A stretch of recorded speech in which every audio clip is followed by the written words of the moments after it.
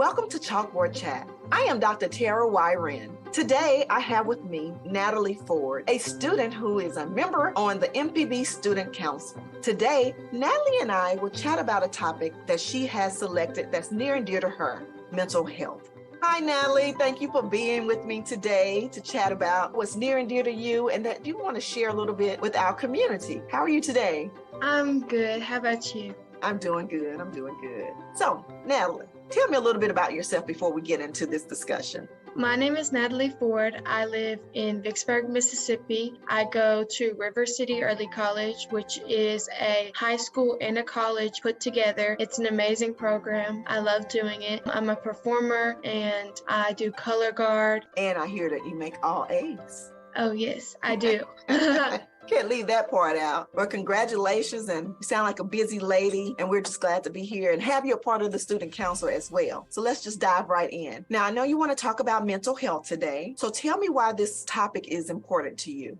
Growing up, I would always have these moments where something would happen to me and I couldn't breathe properly, or I would start stressing out so much and my hands would start jittering everywhere. And I never knew where it came from. One day, my mom took me to a therapist and I was officially diagnosed with an anxiety disorder for the first time. At this moment in my life, I thought anxiety was something, as the media portrayed it, as something simple as shaking your leg. And as I grew up, for me, it got worse and worse. I started having panic attacks that would last like an hour to an hour and 30 minutes. It's really scary. It's really bad. And I feel like the media portrays it as something so simple as like a shake of the leg or pacing around the room, but that's not really what it is. Yes, that's kind of an anxiety. It's kind of a jitter, but it's not the disorder that causes you so much stress in your day-to-day life. Right. Wow. I'm sorry that you have had to deal with that. What ways have you learned in your family, your parents, that you were dealing with? What steps did you take to deal with it in your family, within yourself? Talk a little bit about that. So I went to a therapist, obviously, to get diagnosed. My mom thought it might have been OCD at first because,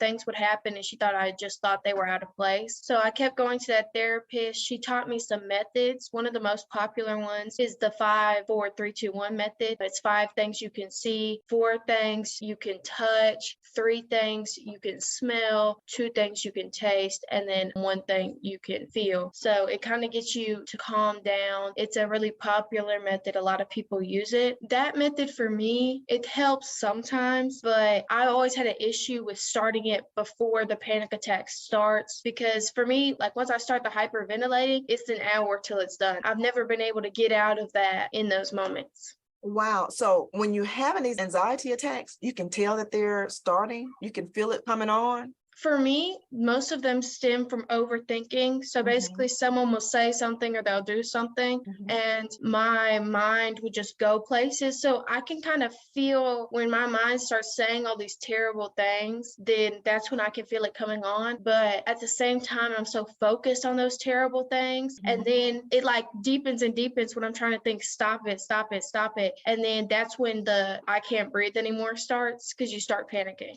Right. So how do you handle the breathing attacks in and of themselves? Well, that's one of the biggest things I've always struggled on, like just stopping the hyperventilating. One thing that I've taught myself, if I try talking to the person that I'm next to or who's with me in the moment of the panic attack, a lot of the times when I focus on talking, then it ceases the hyperventilating a little bit, because to hyperventilate, you have to do it yourself a little bit. It doesn't come naturally. When you start talking, you relax your muscles. So it makes it a lot harder to get the motion out there. So talking helps me. So it's kind of mind over the body kind of thing you have to do. So do you share a lot or talk about this with your peers or with your parents? I do, because I feel like for me, it's not something I'm ashamed of, because it's a part of me as a person. I feel like a lot of people, they have their mental illnesses and they're like, I don't want to talk about this. I want to keep this hidden. I'm a very open person. I feel like if you're going to judge me for something about who I am, then I don't need to be friends with you anyways. And I don't see any reason to judge someone for having anxiety. So it's something I keep very open. I talk to my friends specifically to try to get them to understand, like they can say something very small and it can have have a very big impact on me because that's how my mind is different from theirs. So I like teaching them and getting that kind of representation falsely stated in the media kind of fixed when I tell them.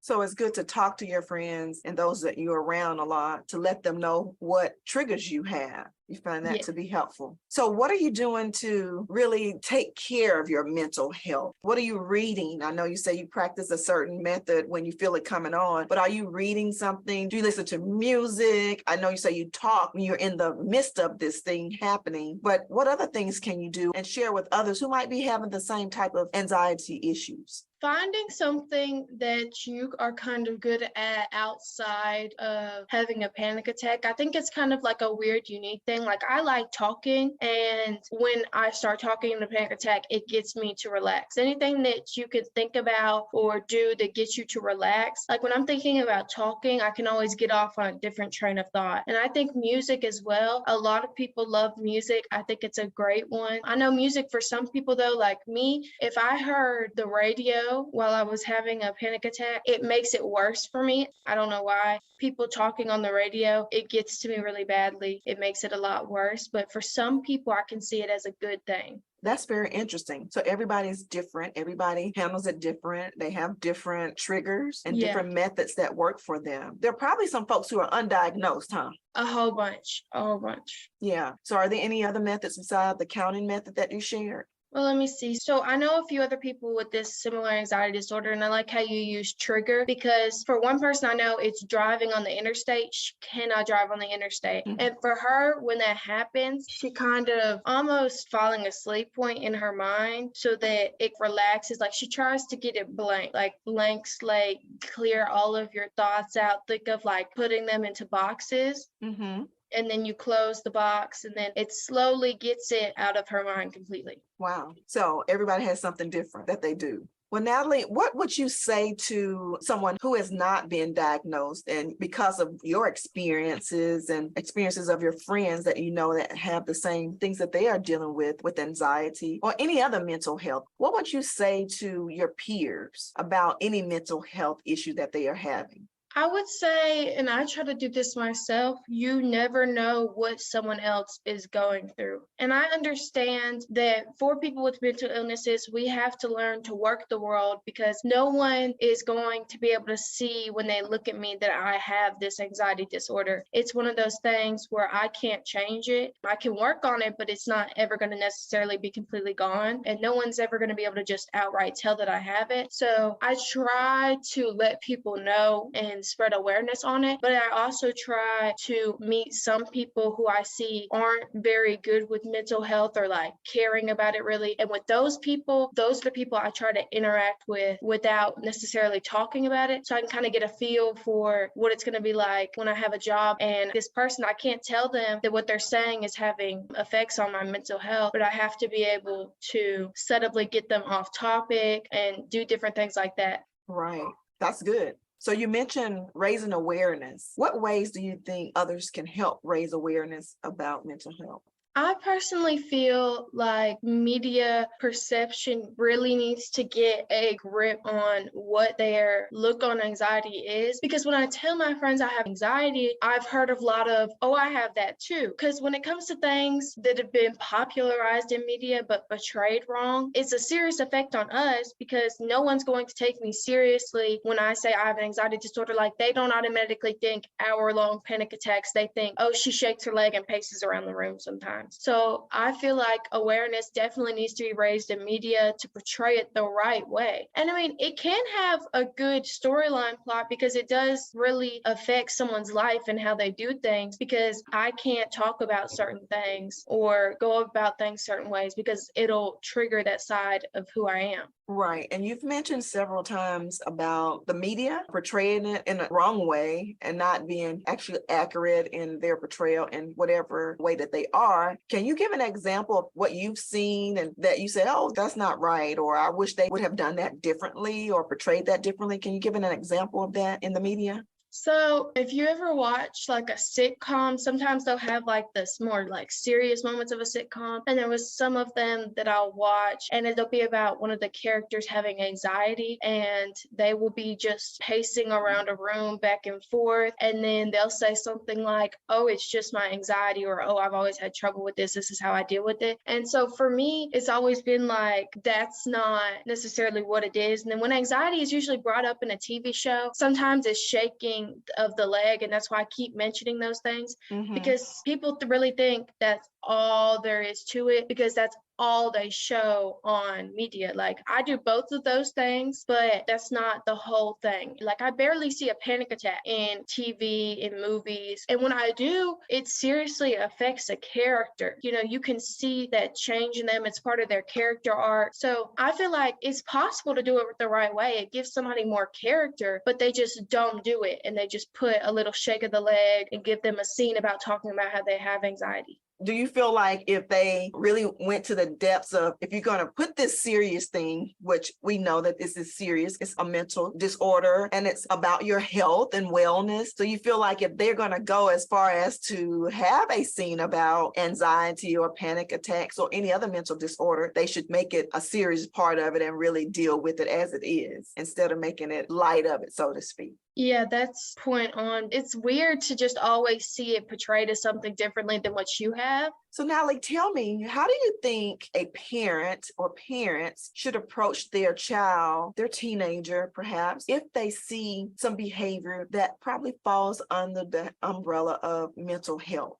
I feel like most parents typically take their children to like a doctor's office when they see those signs, because sometimes some parents think something's like physically wrong with their child when they start seeing those things. But I feel like if you see a sign, you can do the best that you can at home, but you need to learn those skills from a licensed therapist who went to school for these type of things. I think a lot of parents try to deal with it at home, and you can't really do that, especially when it comes to things like depression. A lot of parents try to deal with that at home. There is no dealing with that at home because it's not a home thing, it's a brain thing. And there's people who are licensed to deal with the brain thing. And as a parent, you're licensed to deal with like your kid overall, but you would never try to fix your kid's broken leg at home. So you can't really fix your kids' broken parts of their mind at home. You got to get a professional to do that.